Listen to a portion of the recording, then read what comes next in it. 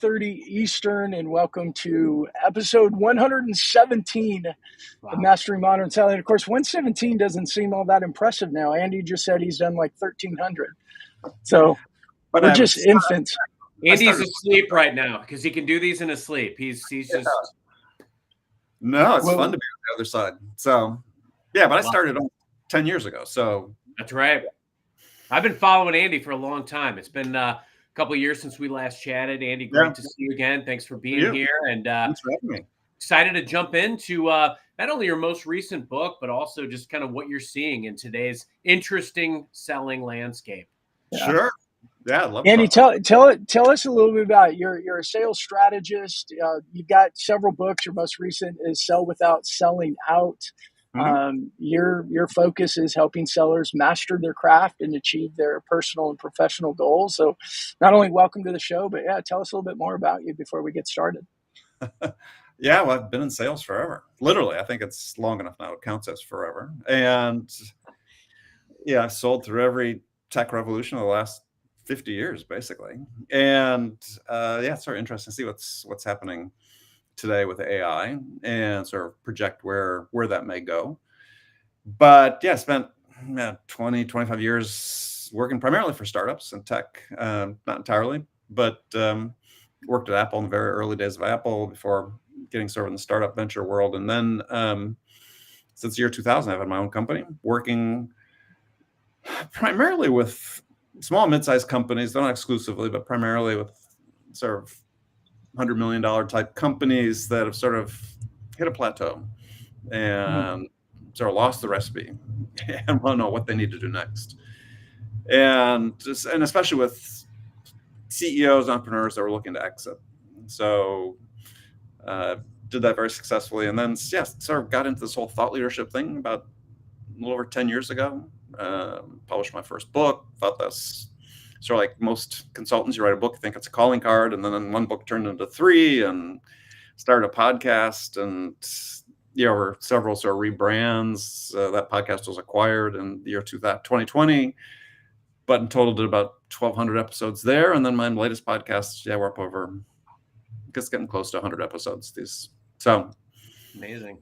Yeah. Andy's life goals for guys like me. So Andy's living it. So I think what I'm really interested in hearing too, Andy, is just some of the commonalities that you're seeing, when you plug in with these organizations. I think a lot of times on this show, we talk about the importance of the fundamentals, but also that criticality of pivoting, amidst a tech revolution like we're seeing right now. So what would you say are some of the common themes that you see of why these guys are losing the recipe or losing that love and feeling? Yeah. I think it's because they frame selling the wrong way. So I'll go on record and say, I think, the tech revolution in sales has been sort of largely a bust. And, we've had tens of billions of dollars invested in sales technology. And the best data points we have is that average win rates have fallen during that period.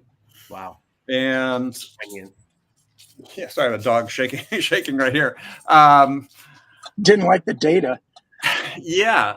Well, but it's data that everybody loves data until they get data points they don't like, and then they ignore them. You just ignore those. That's right. So, let's just take SaaS as an example. And data that came out earlier this year is that average win rates across 5 different ACV segments from low to high average 16 to 20%. Okay. So, I don't know, Carson, you sort of came out of industrial selling like I did, big stuff. I mean, if I had a 20% win rate, I would have been out of the business ages ago. Seriously. And yet we have people in SaaS falling all over themselves to justify why that's the case, right? And it's all nonsense. And so get back to this idea of framing. The problem is that the goal of all the technology has been to turn every sale into a transactional sale, right? It's formulaic, linear, sequential sales process. And we do A, the customer is going to do B, and then we do C, they're going to do D. And it's like, it doesn't work that way. And so all this technology, virtually all of it, I won't say all of it, virtually all of the technology that's been brought to market has been about how do we help sellers do more shit, right?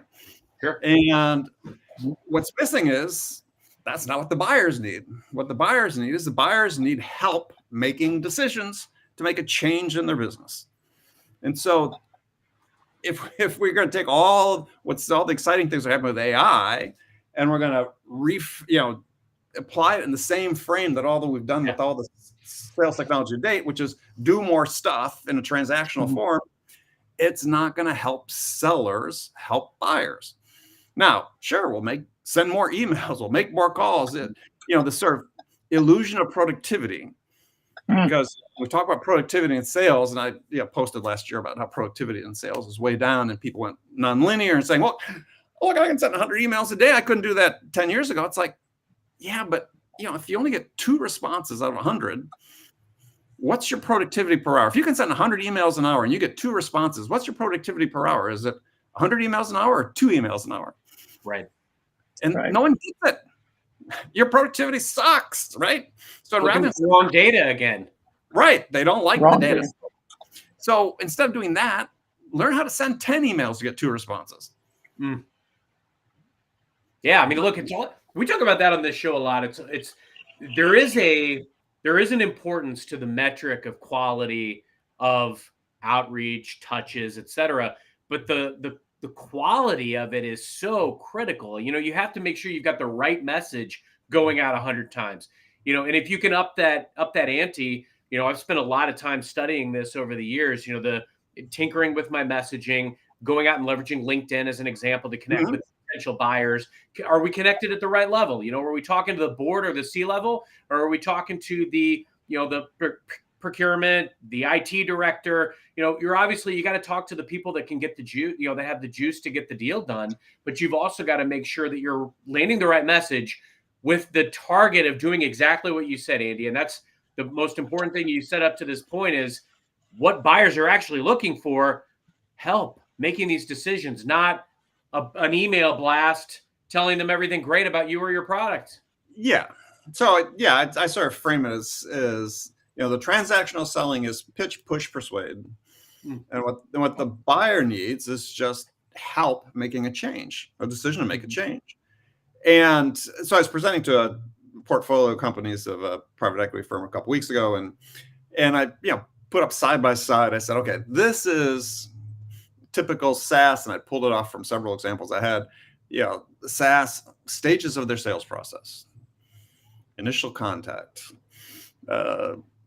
discovery call, present product, demonstration. And I said, how does any of these steps help the buyer make a decision? And I said, for me, I don't want to discover stuff. I want to help the buyer define what the problem is. I want to help them define what the business opportunities that come from solving and resolving the problem. I want them to help them define the outcomes, because if I can help them define that, then I've been able to influence their thinking about what it is they're trying to do. In the absence of that influence, it's just a price competition. Yeah. So sellers have to change the frame of how they're thinking about sales. It's not about pitch, push, persuade. It's about, how do I help the buyer define the problem, define the opportunity, define the outcomes, and then help them make that decision to change. And what you're talking about, Andy, is really a cultural shift, because when you come into some of these organizations, I find often, especially if I'm coming into an organization that's been doing things a certain way, and then I'm having to create and nurture a true selling culture, sometimes it's completely new muscle for these folks. Some of them may not be capable. It's a skill versus will thing. It could also be, they're taking on these new motions. They're not able, or they don't have the ability to prospect. They don't have the ability to have the C-level acumen. You're almost like, with some of these folks, you're building from scratch. What do you think are the most impactful things that you do when you walk into situations like these with organizations where you're trying to instill a culture of selling?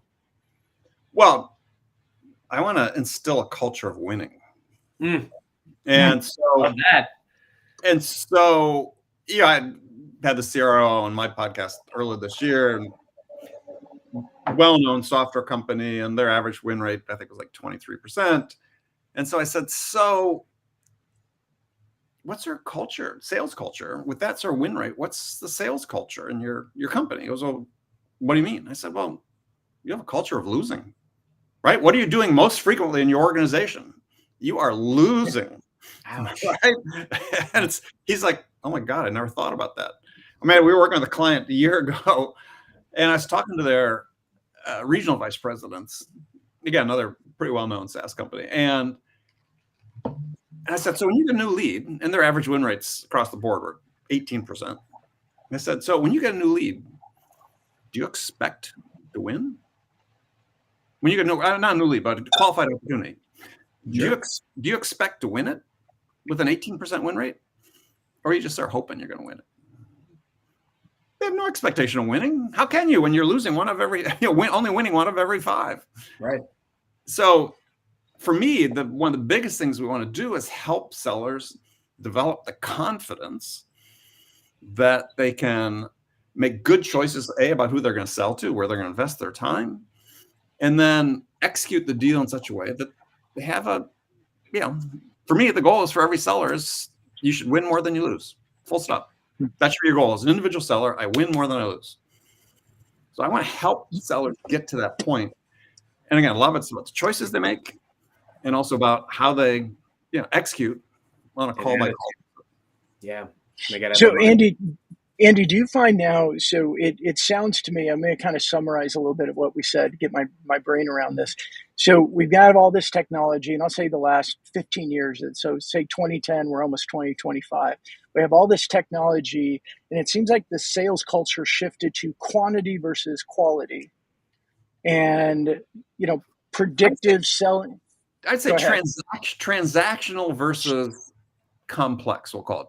There's more than this complex, but complex is not as complex as you think. But it's the transactional versus, let's say, the complex, or the way I like to talk about it is the tactical versus the strategic. Got it. So that's really permeated in so many companies over the last 15 years. It's quantity of emails out, quantity of calls made. It's, do A, they do B, we do C, they do D, like you were saying earlier. I believe now, and I'm hearing more, that companies are hitting that wall where they're starting to, they're talking to people like you and realize, oh my gosh, we're losing 88% of the time, stop celebrating a 22% win rate. How are you helping companies shift that? Because that's a pretty big culture shift over a 15-year history where they were happy losing most of their deals because they just focused on quantity versus quality. Well, change starts at the top, right? And as Carson can attest to, is you have to get the leadership to buy into the fact that this is a problem, and it's very difficult in some what I'll call traditional sort of SaaS companies that sort of irrespective of the size, is because their frame of reference of leadership has always been in this environment. They didn't have experience selling prior to this. Right. So I had exchange on LinkedIn last year with the CEO, earlier this year actually, with CEO, multi-time CEO founder, and he was sort of trying to debate me about this whole idea of win rates. And he said, look, I'm suspicious of high win rates. I said, what do you mean? What's high? Like 25%. I said, well, why would you be suspicious of that? Well, because that means my seller's not having enough conversations. I said, well, what do you mean? Mm-hmm. Not having enough conversations. Well, they need to be talking to people and they get all these opportunities. I said, whoa, hang on a second. Do you have a well-defined ICP? Well, yeah. So I don't want my sellers having a lot of conversations because that means they're talking to people outside the ICP. Until we dominate the ICP, right. If you're talking to people who don't fit that, what are you doing? Right? And so if you're focused on your ICP, and you know exactly what it is about that you have to do to be able to win a deal, which I think, again, most companies don't understand. You don't want to have a lot of conversations. You should have a high win rate because you understand, what it is you need to do to win the deal. You understand what it is the buyer needs to be able to make a decision.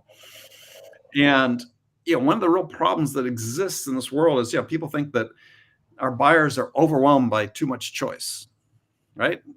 In conversational intelligence is always the one I talk about. That segment, there's over 150 companies offering products right now. Okay. All the products are the same. Yeah. It's stay the course or change. There's two choices. But all the products are the same. Yeah. Right. So they cost the same. They all do largely the same thing. So the problem for our buyers is not that they have too much choice. It's that they have no choice because no one stands out. You know, surveys done that from a book that was done 4 or 5 years ago, saying that in the B2B world, that basically the buyers say that half of the salespeople, virtually half, is like 48% or something, of salespeople are indistinguishable from one another. So the products are all the same. They all do the same thing. They're all priced the same. The sellers are all perceived to be vanilla, doing the same stuff. That's utterly tragic, Andy. But I think, you know, what's funny about all this is, like, I look at, so about a little over a year ago, I stepped into a new role, and it was for that very thing. It was to, in essence, create a sales culture for a team that had had a lot of inconsistency over the last several years and had been very transactional up to that point, almost out of necessity because of the way that they managed their business. So, you know, coming in, looking at the data, but looking at it in a way to diagnose, like, where might there be gaps in process or need to create process where process didn't exist. You've got to have systems. You've got to make sure that the outreach that we're doing is actually going to either educate buyers or entice them to have a conversation about something that's unique and new. And when I look at my career, especially my time the last 10 years with one organization, it very much fit the mold of what you just said. I didn't have the predisposition of having worked in technology or SaaS before coming here. So I wasn't looking at it from that lens, right? I was looking at it from the, wow, I've got a lead. I'm going to go after that, leave no stone unturned, and I'm going to go down swinging every single time. Right. And if I don't get that deal closed, I'll know exactly why, and I will know I've done everything within my power and resources to get it done. And I can live with that. And if you take that approach and you do that consistently over time, you don't have the preconceived notion, and you show up differently than everybody else, like with the buyer at the middle of everything you're doing, you almost can't help but win. More, right. And you know, let's talk about right at the beginning, is because I don't focus much what I do with companies on, outreach, because we're about the deal execution. But even talking to that, I've had a lot of conversations really with sellers about this. It's like what the message is, right? And trying to attract the attention, and even in their first interaction with them, maybe, on a Zoom call or whatever. And so I write about in my book, 6 categories of questions you need to master. And one of them I call the insight question, which is, you're going to ask the buyer something about their business that they should reasonably be expected to know the answer to, but probably don't. Because it's one of those, well, that's interesting. Why do you know that? Should I know that? But people are like, well, how do I find that out? I thought it's really simple. You go to your success people and you say, look, my experience has been is that, again, I've only been doing this for close to 50 years, is that every customer that I talked to, that I sold to, they end up finding a unique use case for the product that they didn't contemplate when they were purchasing it. Almost full stop across the board. And I think it's especially true in software. So you have to go, how are you using the product in a way you didn't anticipate? Wow. And everybody has one. Virtually everybody. I mean, sure. It's a good one. And it's like, get those, and you turn those into those questions. You go back to ask the buyers. Wow. Oh, well, okay. Yeah, wow, I hadn't thought about that. It's transformational if you can do that, but it just takes a little internal discipline to arm your salespeople with these types of questions, like use to kick off conversations, instead of the usual pablum that they're trying to do, or defaulting into let's do a med pick discovery call. Yeah, we got to get away from all the cookie cutter. It isn't one size fits all. It's not you have to follow these exact processes to a T, because the buyers are all unique. Sellers should be unique, and that's half the challenge. Yeah, that's half the challenge. The pitfall that we fall into is following each process to a T. And don't get me wrong, you need processes sometimes to minimize the chaos. There's always going to be chaos, but it's more controlled if you have process. Process is important. However, you can't get so rigid in process that, sometimes I'll see a lot of times where you've got a seller and you've got an extended team, And it's this game of hot potato. It's like, it's not me pointing fingers. Who wants to reach out to this person? Who owns this exact step in the process? It's like, look, we all share these customers. Like, nobody owns this customer. Right. We get paid, God willing, every year I get paid to go out and grow a very specific territory. And if that changes drastically come January 1, thank God I still get paid to do what I love doing. That's the mentality we got to have. And I just feel like it's so critical that we have ownership, but we don't get so rigid and lost in process that the buyer and our individuality and our authenticity get lost.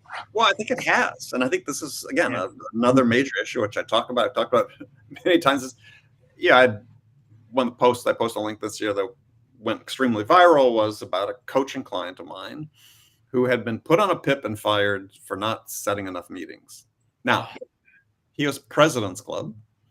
When he was put on a PIP in early 2024, he had almost closed out 2024. When he was fired in April, he had finished all of 2024. This is a senior enterprise seller.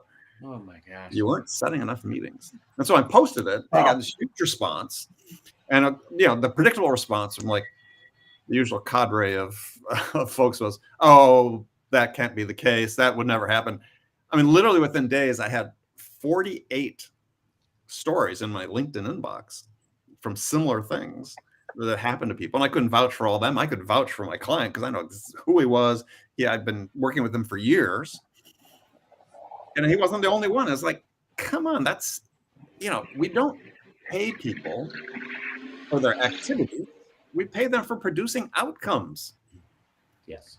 And that's it. And if you're so hung up, yes, they have to be doing a certain amount of work. But to your point, Carson, is just as every customer is unique, so is every salesperson.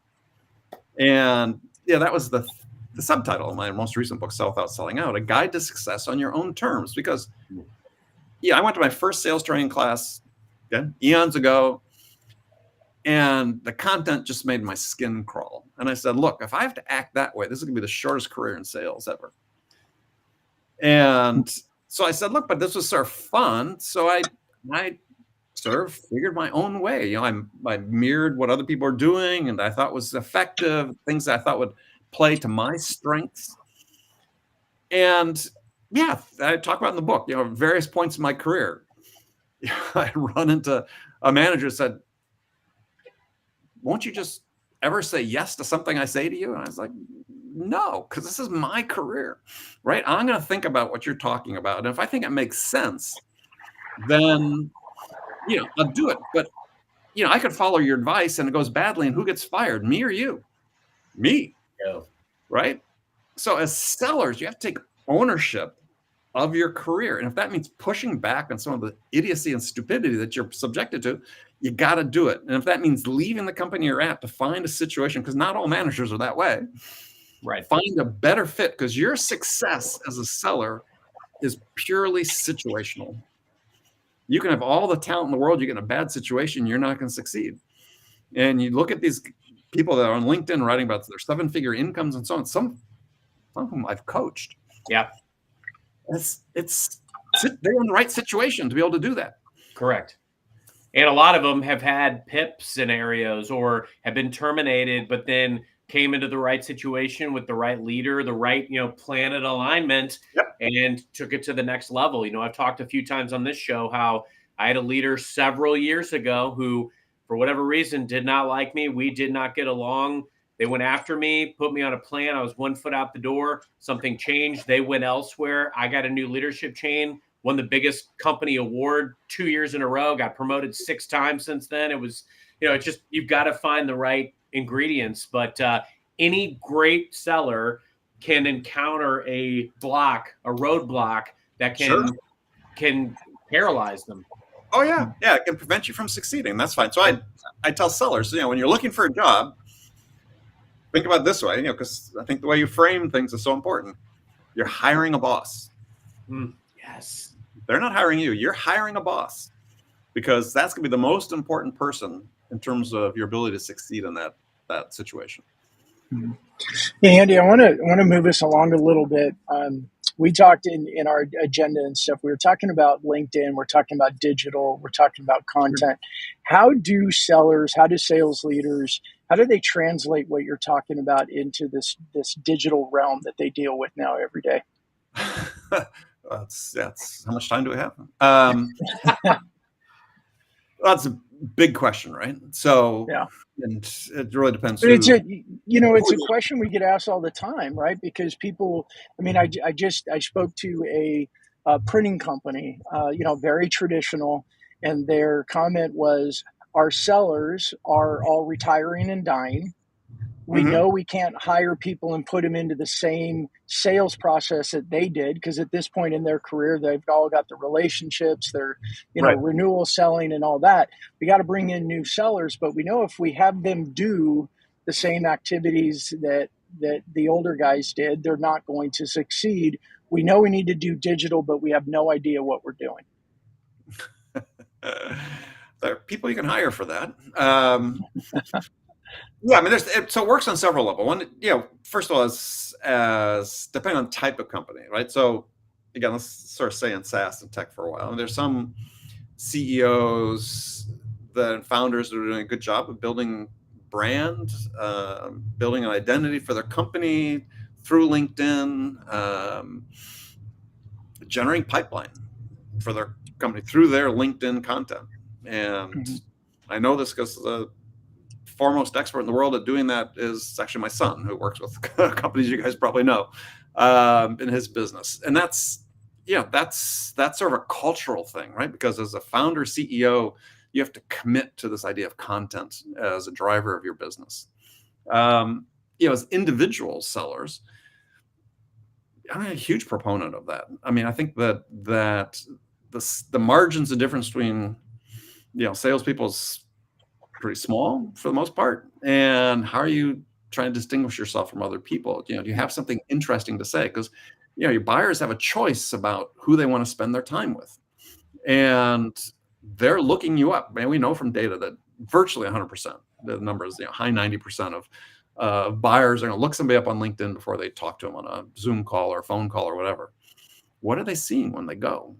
Are you just, sort of reposting company propaganda, or do you actually have a point of view yourself about what you're doing? And, the things you've done for customers and the value they found through working with you and so on. And the sellers that, are able to commit to that and getting those stories out there and that content out there, create an advantage for themselves. And then you've seen, companies like Gong, an example, who used LinkedIn incredibly well to build a brand for the organization. That's in the early days, this was free marketing to some degree, right? And they had the entire company enlisted in creating creating content about what they were doing and their customers and benefits of using conversational intelligence and so on. And they weren't trying to control every bit of content that went out. They weren't workshopping posts from the CEO or from the VP of marketing. No, they had guidelines, but people within the guidelines were just doing it. And, I've seen examples of companies where they said, oh yeah, we want to do that. But then, every time the CEO wanted to put a post on LinkedIn, marketing had to review it and PR had to review it. It's like, you can't do that. So LinkedIn is, sort of an authentic business version of yourself. And you create a persona for yourself, a brand, if you will. That people do it very successfully. And it's, again, I think for individual sellers, it's these marginal incremental differences that help you in some respect. They don't necessarily win you deals, but I ask salespeople all the time, so tell me, how much did you win your last deal by? And they're like, well, what do you mean? So what was your margin of victory? Well, we were 10% cheaper. No, not price. What was your margin of victory? Were you 1% better than the competition? Were you 10% better? Well, there's no way of knowing, right? So you have to presume that the margins are really small, and every little thing you do makes a difference. You mentioned about CEOs and their brand. What should CEOs be seeking to accomplish through their LinkedIn activity for their company? Well, again, pitch my son's activities is companies that you guys know is they're building pipeline. I mean, they're through using through the CEO, through the CEO's LinkedIn inbox. Mm-hmm. And how are they doing that? Publishing great content that give people an opportunity to respond to it, and then they have a system on the back end to sort of nurture that and get it to the right salesperson to work on. I mean, but it starts with the CEO having a point of view and a willingness to commit to creating interesting content that's original, that has value to the audience they're talking to. And what's the key? Because I love everything you're saying is very valuable for a lot of the people we talk to around the show. You said CEO needs to create great content. You said they had to have a point of view. Explain that a little bit more. Go into a bit more detail of what that looks like.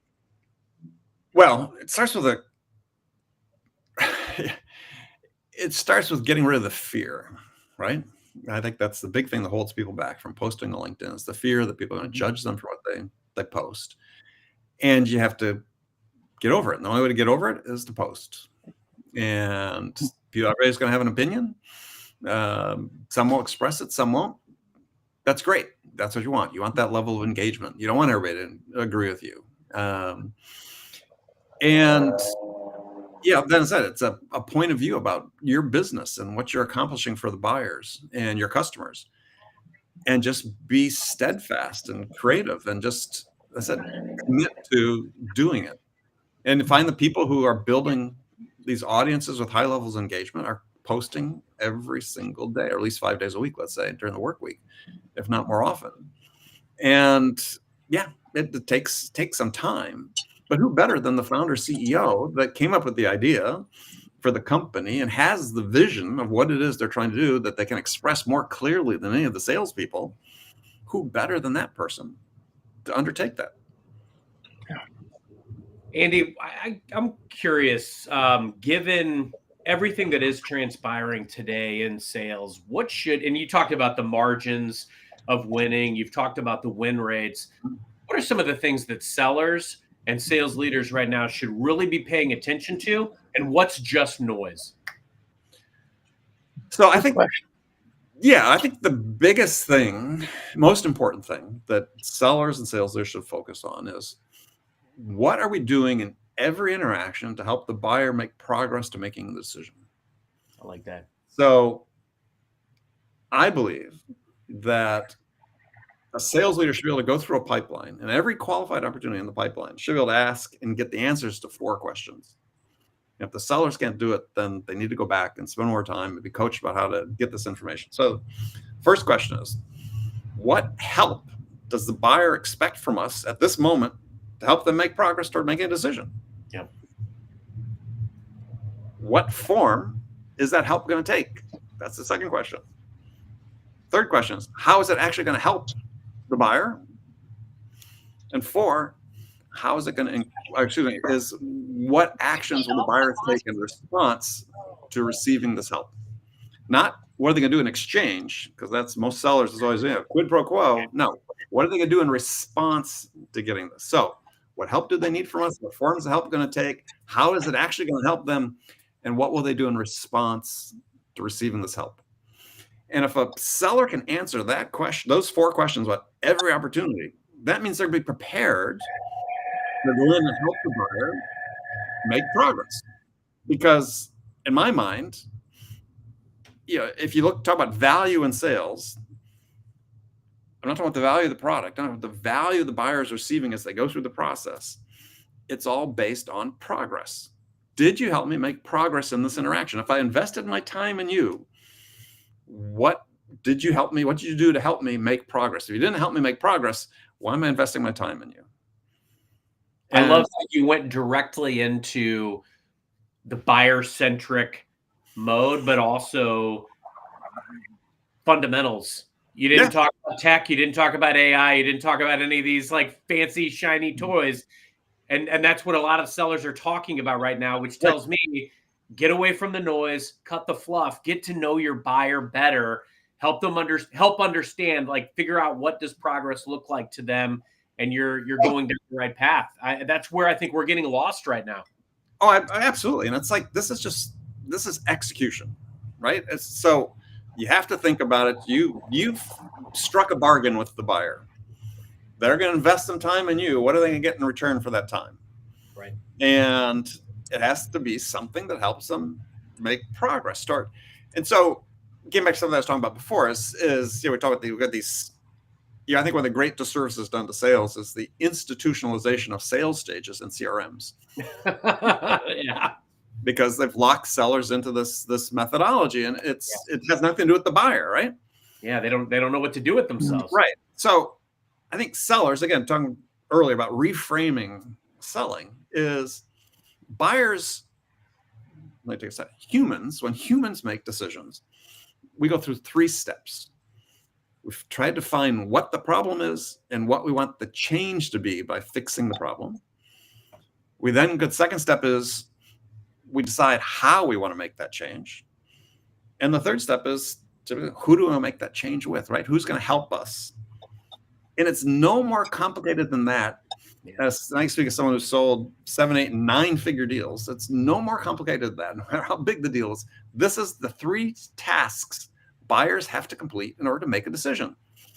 So our job is, as sellers, in the first task is help them define what the challenges they face, what is the business opportunity that's presented by resolving the challenge, and what are the business outcomes they want to achieve by seizing those opportunities. That's what the second task is how, right? So now that we've helped them define what the target is, we're going to go find the bow and arrows to be able to hit the target. So we should have a huge built-in advantage if we've helped the buyer define their sort of vision of success. Then we have the built-in advantage. We go in and say, well, how do we connect solutions to what you're trying to achieve? And what's happening throughout the entire process, while they're evaluating their what and the how, is they're evaluating you, the who, right? Okay. And so when we think about things as being so sequential, actually, everything's not really sequential. Everything sort of happens all at once, concurrently. It's just the buyer's going to devote more of their time and attention to the what task at one time, the how task at another time, and the who task toward another time. But they're making their I wouldn't say the decisions, but they're forming distinct preferences very early in the process, right? First impressions are huge. And if I can connect with this high-level person with a great insight question that gets them thinking, I've become the preferred vendor. They haven't made a decision. But as we move further into the process, they've already formed a preference for me. Yeah.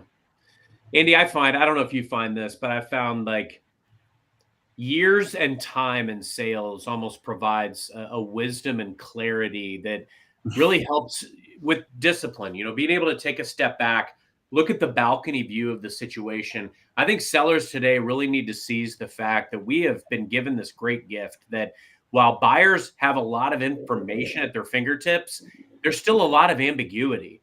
And because there is so much noise, you've got this amazing opportunity to be that beacon of actual service and value amidst all this craziness. And if you're communicative, responsive, and transparent with your customer, and you actually stay at the pulse of what legitimately matters to them, and you help them de-risk their decision, I mean, you can conquer the world of sales right now. It's unbelievable because the more noise there is, the more value behind that one authentic noble knight of the selling game. Yeah. And there's a lot of parties that want to try to get rid of sellers altogether, right? And you hear all the noise on LinkedIn about, even from some buyers. Look, it's ironic because it's like, CEO of a SaaS company selling into the sales world gets on LinkedIn and says, I don't want to talk to salespeople. And it's like, okay, that's interesting because you've got a sales team that's out selling. He says, I know exactly what I want, and it's like, really? Do you? And so for me, as a seller today, if I ran across something like that, I'd say, well, fine, you're not my prospect, right? Right. I'm not going to spend time because you're just going to make it a price competition. I'm not interested in that, right? Yeah. So, here's our PLG motion, buy from there. But I believe that, you sort of look at the world on a spectrum. On one end is what I call tactical, and the other end is strategic. And this is every product in the world fits on the spectrum between tactical and strategic. Tactical is paper clips, right? You don't need a salesperson to sell you paper clips. on the other end could be, enterprise-wide ERP system, right? Something very strategic that has an impact on the operations of the business. Well, yeah, we've seen more and more tactical products that we purchase without the intercession of a salesperson. That's fine. This has been going on for 30 years. That's great. But there's still a huge cohort of products where the buyers need help to be able to make confident decisions. And they need help from sellers who are focused on helping the buyer as well as just pitching, pushing, and persuading. Yeah. And I think a lot of the buyer side, I can say this as a buyer side, I shy away from sellers sometimes because I don't expect them to be able to actually help me. I'm expecting them just to pitch me. Yeah, well, that is problematic, right? And that's, I think, to Carson's point, that's the opportunity that exists for sellers who aren't that way. Right. Is to reframe how you're selling. And I mean, I just look at my own experience, and I graduated college, went into sales. No discernible job skill, so I went into sales, right? And what I had though, I can relate to that. Yeah, what I had was a voracious reader, voraciously curious individual. I was 21. I looked 16, if that, right? And I was selling to the construction industry, selling on-premise computer equipment and for accounting systems construction. But I had no problem getting time from CEOs because, I mean, sure, I had a little bit of a learning curve, but when I got into it, I was like, because I just showed up as interested in them. And it showed that I cared and that I was sincere about learning. And for me, this was like an incredible MBA. I got my first 2 years in sales because I was spending all my days talking to founders and entrepreneurs. They're telling me, how they grew their business, how they wanted to continue to grow their business. How could I help them do that? And if I just showed up interested and curious, I would get almost all the time I wanted. What a concept. Yeah. And it was, it sounds too simple. But that's what it is. I read that the other day. It was somebody, I was on a podcast with Donald Kelly, and he made that comment. He goes, sales is simple, but we make it too complex. Yeah. Well, my first boss told me, sales is very simple. Not easy, but simple. That's it. And it is. One of his, and I posted about this, and just sign of the times where I posted about this. People, story about my first boss, people said, what a jerk. But I went in relatively early in the whole process, and he was a great manager. I was just complaining about, no one wanted to buy what I was selling. Yeah. He said, well, go find someone who will. And it was like, oh, yeah, okay, that makes sense. Why didn't I think that? Why did I think that? Because, I've sort of formed that in my own theory I call it the big world theory, which is, it's a big world out there. There are people that want what you want, what you're selling. See that, and that's what people fail to look at is the addressable market. I think a lot of times we look at hitting the quota, hitting the goal. It's like, I don't even think about the number. I think about the addressable market. Am I going out there? Am I reaching out to the addressable market in a quality way, going out and not going for deals, going for conversations that lead to relationships. And ultimately that's what happens. Andy, I want to give you some time. Tell us about your books, but also assuming that you're still a voracious reader, what's on Andy Paul's reading list? Oh, good question. Pulp Fiction. Okay. Yeah. I mean, especially since I stopped doing an interview podcast where I was interviewing a lot of authors. Where I was reading 50, 60, 70 sales books a year. It's like, I'm not doing that anymore. Because, most of them weren't very good. Yeah. And that's the tough thing. There are some good ones out there, but then there's some that, like salespeople, are a lot alike. Yeah. Well, a lot of similarities. Yeah, very little original thought. Though there were exceptions, people that had exceptional books that I enjoyed and had them back on the show multiple times. So I read a lot of sort of espionage spy thrillers. I like it. I'm a huge James Bond and Tom Clancy reader. So and I've read all those, but there's in the last 5+ years, there's been this whole generation of writers who are writing purely for Kindle Unlimited. Yeah. And these people are selling millions of copies of these books. You think, oh, it's free. They're in Kindle Unlimited. No, they get paid. Yeah. But there's royalties for every page read. Yeah. And you know, some of these books, I was reading this one guy. It's like, I'd never heard of him. As I got into it, I thought it's not like the highest quality books in the world, but they're entertaining, which is what you want. Yeah. One of his books had 250,000 reviews on Amazon. That's insane. How many people have read that book to get 250,000 reviews? Seriously, that's over a book about a paid assassin. So, well, and you know what's funny? So we could do a whole segue on what type of escapism good salespeople enjoy. Like I like reading. I usually have a lot of books going at once. I might have one self-help, one sports or like sports coaching type of book. But a lot of times I'll have some kind of escapist novel or some historical nonfiction book going at the same time, because it's like you want to learn from these, you know, historical themes, or like a paid assassin. Hey, sometimes salespeople, great salespeople, are like paid mercenaries. I'm getting paid to go out and sell that quota. Yeah, well, there's this, God, I can't remember the name. There's this great podcast I started listening to, put out with 2 English guys about history. Okay. I have to turn my phone back on to get it. But yeah, I mean, when I'm out on my walks with a dog or out on a run or something, I'm got the world history, learning about history. I was a history major in college, so I like that. But yeah, what was the other question besides reading? Just telling us about your books. What was the impetus and just the themes of each? Yeah, well, I sort of got the bug to write a book, back in 2011, 2012. As I said before, sort of a calling card for consulting business. And then it sort of found an audience, and I didn't really know what to do with it. And so I hadn't really even started building a LinkedIn audience at that point. I don't even think I'd posted on LinkedIn prior to that.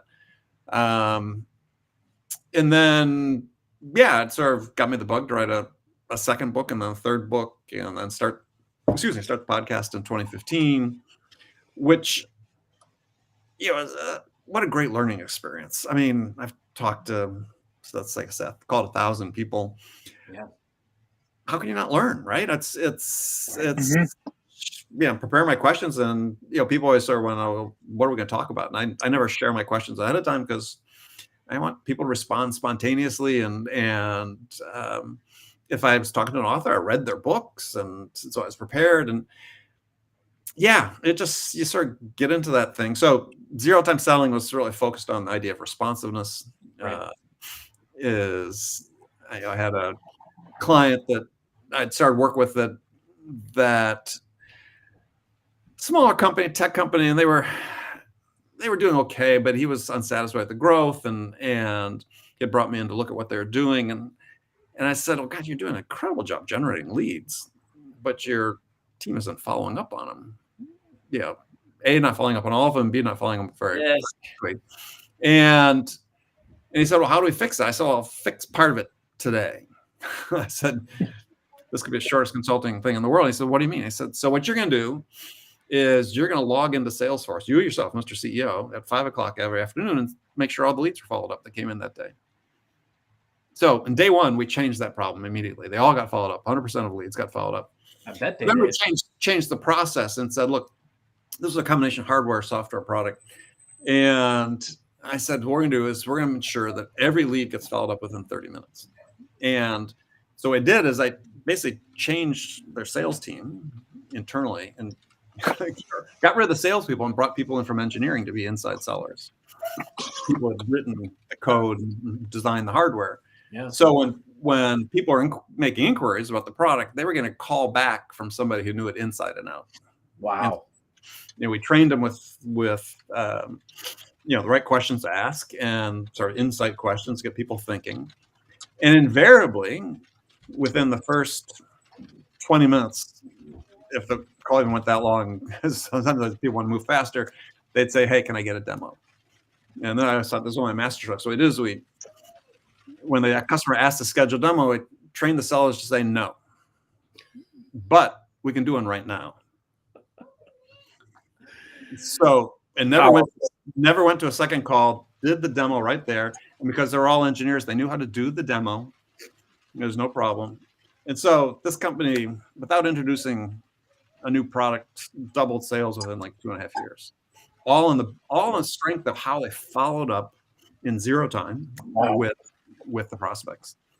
And we did extensive surveys of buyers and the buying experience, and we had a over 90% favorable rating of our sellers, the buying experience on part of the buyers, which I think is unprecedented. Solid. So, And go ahead. And Andy, it sounds like what you did, obviously follow up on the leads, do something with the leads, but then those insightful questions, just being curious and asking them like what the problem, what it means to them, why is it important, those types of insight questions just blossom the rest. Because we took insights from what the buyers are using the product I talked about before. What were the use cases that seemed a little unusual? And typically they, if you ask, turn that around, package as a question, ask it back to a new prospect. Yeah, it's something that sort of either hadn't thought about, but once you said it, there's like, oh yeah, should we be doing that? Or should I know that? So like in my consulting practice over the years, we're working on sales productivity and effectiveness. I'll ask a CEO in a first sales call. So tell me, how many sales hours do you invest to get an opportunity from initial point of contact to a close? None of them know it. Now, they should, because your total capacity as a sales organization is based on the amount of time you spend on a deal. And you can do the math. If it takes me 200 hours, man hours to win $1 million deal, how many deals can I do this year? But people never think about it that way. When you get them thinking about it, it's like, oh, yeah, we could be way more effective. I had a client that, celebrating their first big 6-figure deal. Actually, it was a little bigger. It was multiple 6-figure deal. And they did a great job to their credit documenting every meeting, every email, the number of interactions they had with the buyer. And I went to the CEO. I said, hey, congratulations on this deal. He said, oh, great, thanks. I said, but you won't be able to do another one this year. I said, it just took too much time. You can't spend this much time on a deal this size. And so there are things that we can look at to say, how do we become more effective, as I talk about in these 4 questions and these interactions with buyers? So what should be one interaction doesn't stretch out to 4. Or if we're not talking to the right person, I'll make sure we're having these meetings with the right person, so it does help them make progress. It's just sort of detailed execution stuff. Are there any modern technological advances or AI variables that you do enjoy, that you've seen used maybe in a unique way, that help empower and enable sellers to get more in touch with buyers? Not yet. I mean, I've seen tons of them, and I know. I figured, but not yet. I mean, they're interesting. So here's one of the problems that exist, and I think it's an opportunity for people, is that let's say you've got a AI sales assistant that's going to be trained based on all of your data and so on and so forth. Well, can it ever be any smarter than your low win rate? If you have a 20% win rate, can it ever help you be better than a 20% win rate? Because it's learning based on your stuff. Possibly, right? But it's not clear that it can. Right. I mean, as people talk now about agents, it's possibly agents might be able to learn from more sources and so on. But I think that's still a potential cap, is that, we're training these assistants on what we're doing. And hey, we think these are best practices. And I'm like, well, if it's 20% win rate, I won't call that best practices, maybe good practice, but it's not best practice. So I think there's opportunities out there to say, how do we help our AI assistants become smarter to be able to help our sellers? I think that exists, but I think that's perhaps one of the limitations. Now, take it outside of your process, though. I think as an individual seller, if you're saying, look, well, I really want to gain some real, insights into my buyer, we do our research. The research you can do these days is, incomparable compared to just doing a Google search, using, whatever engine, ChatGPT or Perplexity or Claude or whatever. But then, asking it to iterate and go deeper. and try to come up with some of these unique questions that you could ask somebody that really causes them to stop and think. And I think that, yeah, you can iterate on your prompts to be able to develop question types that will help you. And I encourage sellers to think about this is try to add one new question a week to your discovery script. Now we all have, a list of questions. So whether it's, whether you're reading them off or them, and this is the ones I ask. Great. Everybody does it. Add one new question a week, because then in 10 weeks, you've got a whole new script. And you're asking a whole different set of questions that's different and unique and probably more effective than what you're doing before. I like that. I like that a lot. Well, Andy, we are over time, which means we've had a great conversation. We appreciate you. Thank you. Yeah. Andy, where can, thank you so much. And where can all of our listeners best find you? And I'm assuming the books are best to be found on Amazon, but where would you like to direct anybody? Yeah, first pass, just connect with me on LinkedIn if we're not already connected, and follow me there. Still pretty active on LinkedIn. Sort of depends on the season, what my travel schedule is, but I try to post 5 times a week, but also subscribe to my newsletter. Got about 60,000 subscribers to my weekly newsletter. Talk win rates and sales execution. All right. Well, Carson, another good episode. Yeah, no, this was great. Andy, you made a point earlier that resonated with me. Like when you get to do these podcasts, I feel like I'm learning every time. I feel like the Andy Paul fanboy here on this conversation. So thank you for indulging me. Lots of goodness on this episode. Thank you so much. Anything else that you wanted to hit on that we didn't get to today?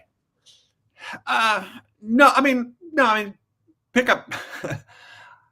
The difference in sales between winning and losing is you as a human, more than often than not, and the data supports that. And if you're at all, skeptical of that, stop, because not only have people like Gartner and studies, they came out with one a year ago in the spring, that the 9 most important factors influencing a B2B buyer's selection of a vendor. Number 1, trustworthiness. And of the 9 items on the list, product and price really weren't on there. And similarly, a gentleman named Kian McLaughlin, who runs a company called Trinity Perspectives. I don't know if you know Kian, based in Australia. For over 15 years now, they've been doing win-loss interviews with buyers at large enterprises around the world. And he summarized, a couple of years ago, their findings from these thousands of interviews into 2 slides. First one, 9 reasons why you win big deals, 9 reasons why you lose big deals. Not once is product or price mentioned. It has nothing to do with it. It is all about you and the way that you as a human are interacting, connecting, and helping the buyer. And I like to label like sort of 7 of the 9 reasons on both sides really come down to what I call human competencies. Is, do we show up and care? How are we able to connect with other human beings and show up as interested? How do we use our curiosity and give free rein to our curiosity, and not just be stuck within the boundaries of a script, but if you're curious about learning something else, ask something else, right? And I sort of got in this yesterday with Keenan online, who was talking about the best sellers are those who collect the most data, period. I said, well, Keenan, that's not true at all. It's the ones who understand the data the best and how they can help the buyers. Yeah. That's who wins. It's not who has the most data, it's who understands the data the best and the way it can help the buyer.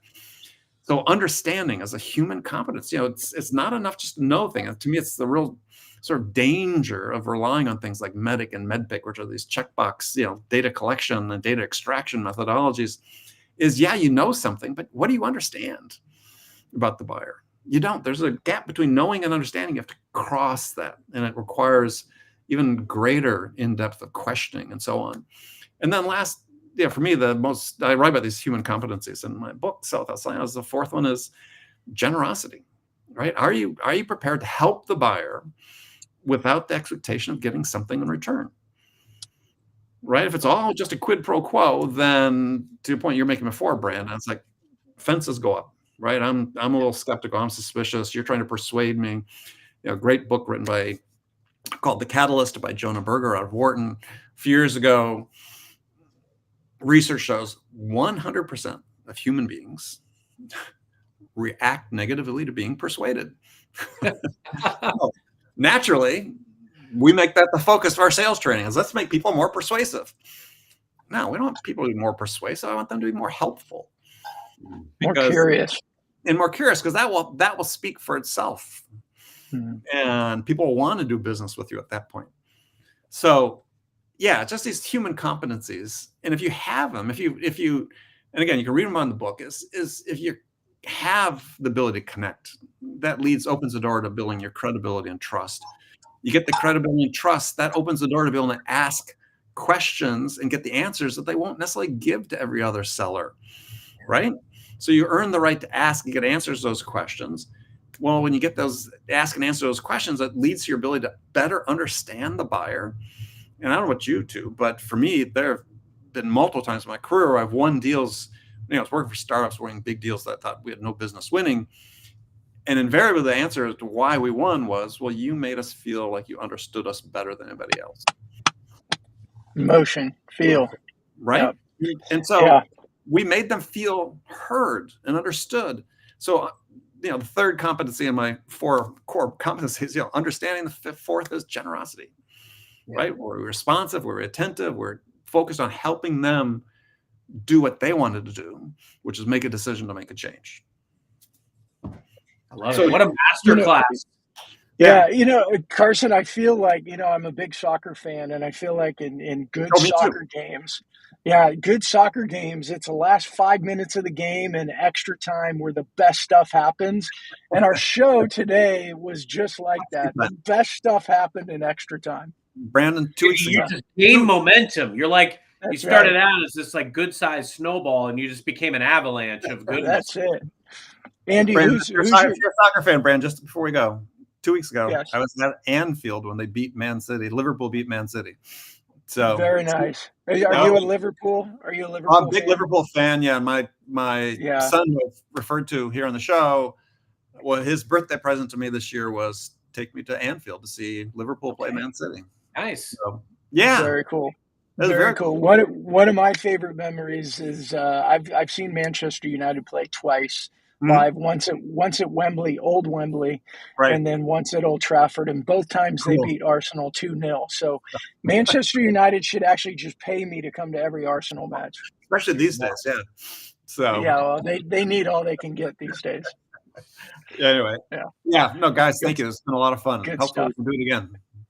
Thank you. Yeah, that was excellent. Andy, thank you so much. For everybody, thank you for joining us again on Mastering Modern Selling, episode 117.